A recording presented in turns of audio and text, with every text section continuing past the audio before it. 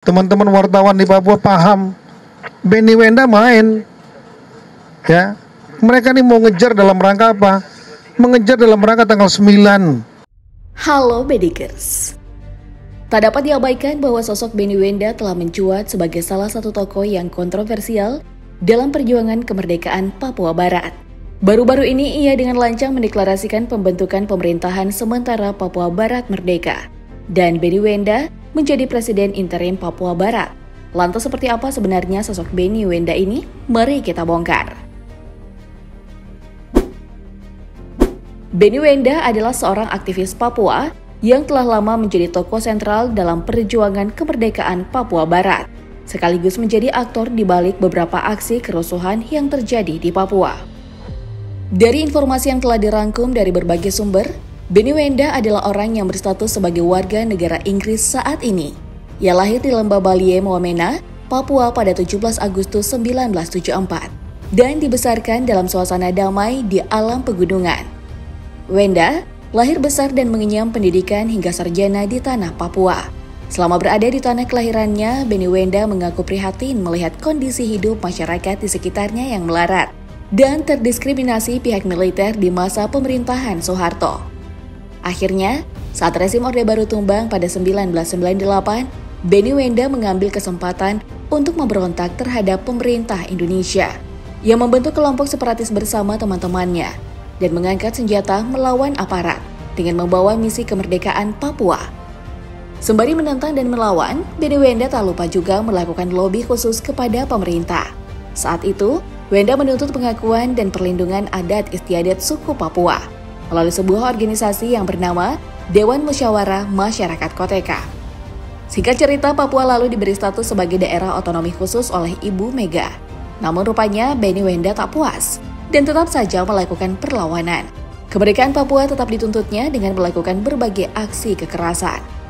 Di antaranya yaitu penyerangan terhadap Mapolsek AB Pura pada 7 Desember tahun 2000. Karena sulit mentolerir ulah Benny Wenda yang mengacaukan keamanan, pemerintah lantas memutuskan menangkap dan menahan Benny Wenda pada 6 Juni 2002 di Jayapura. Masa hukumannya selama 25 tahun kurungan penjara. Namun tetap saja Benny Wenda tak jera. Ia malah membobol penjara dan berhasil melarikan diri pada 27 Oktober 2002 menuju Papua Nugini. Pelariannya ternyata turut dibantu oleh LSM Eropa. Apa keberatan Pak Benny terhadap status istimewa Papua sebagai otonomi khusus seperti halnya yang diperlakukan di Aceh? Situasi Aceh dengan Papua beda, Timur juga beda, sehingga Papua ini nasib rakyat bangsa Papua itu dikorbankan atas interest daripada Indonesia dan Amerika juga Belanda. Setelah tinggal di Papua Nugini selama beberapa saat, Benny Wenda kemudian membawa istri dan anak-anaknya kabur ke Inggris dan mencari suaka di sana. Pada tahun 2003, izin mendapat suaka pun diterima, dan Benny Wenda akhirnya menetap di kota Oxford. Pada tahun 2011, pemerintah Indonesia pernah mengeluarkan red notice dan surat perintah penangkapan internasional untuk Benny Wenda atas kejahatan yang ditujukan padanya. Namun status tersebut dihapuskan lagi pada 6 Agustus 2012 oleh Interpol karena kasusnya dinilai urusan politik.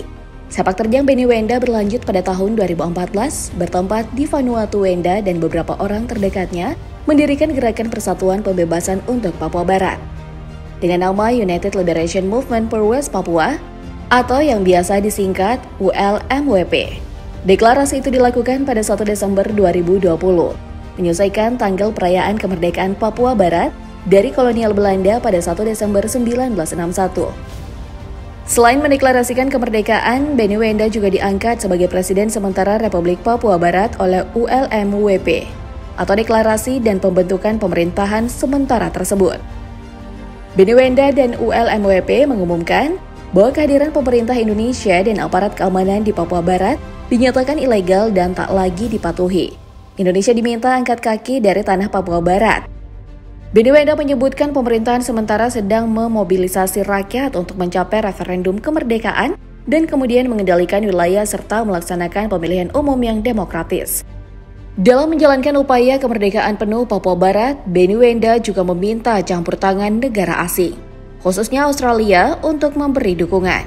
Kasus Wenda yang pertama, dia telah mengajak melakukan makar, bahkan juga tadi MPR menyebut sudah mempunyai niat dan sudah melangkah melakukan makar, dan pemerintah menanggapi itu dengan minta Polri melakukan penegakan hukum.